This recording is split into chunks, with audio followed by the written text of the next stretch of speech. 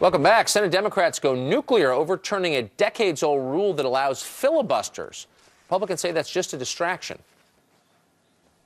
This is not a very proud day in the history of the Senate.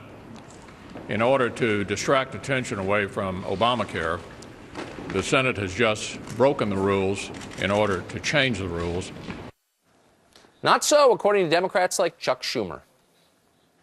Mitch McConnell says we've tried to change the subject. I beg to differ. 3/4 of his speech is dedicated to Obamacare. We are not changing the subject today. He is.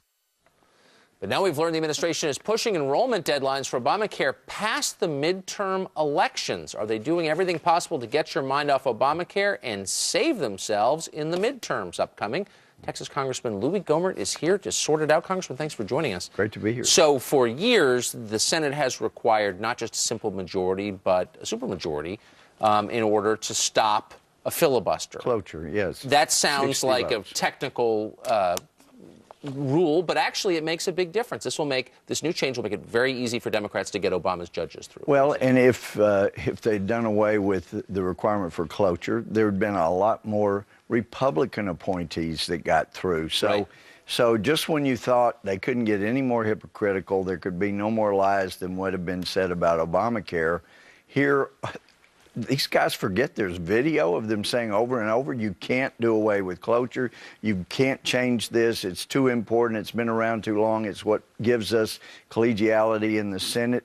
And now they're on record as destroying it. And, you know, it could be one of those things as infuriating as it is, just so they can replace somebody that should have been a replacement for John Roberts, for heaven's sake, that Bush appointed a replacement. They wouldn't let him come.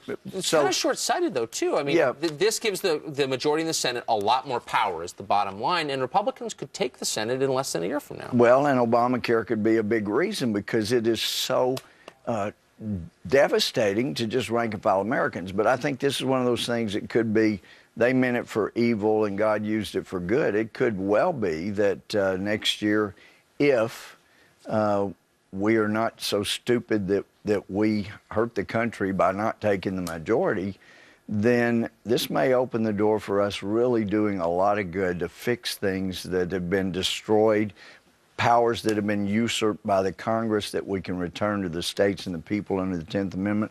There could be a lot of good come from this next year, all because the Democrats tried to blow the place up. So we're now learning that the second enrollment period, the 2014 enrollment period for Obamacare, is being delayed until after the midterm election. Gee. The White House saying nothing political about this. Yeah, right. But they know.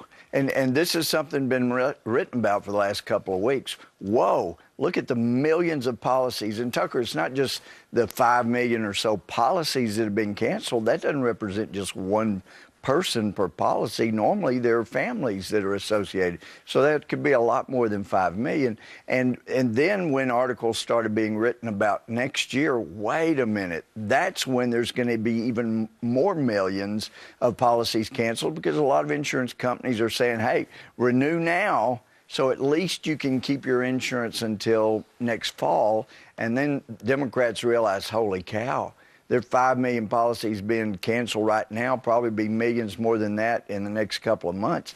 But next year, there could be, 50 million. Who knows how many, but it would be enough to certainly swing the election. Very quickly, we're hearing this morning that at least one New York-based health care company is reducing fees for doctors down to, for example, $20 to read a mammogram.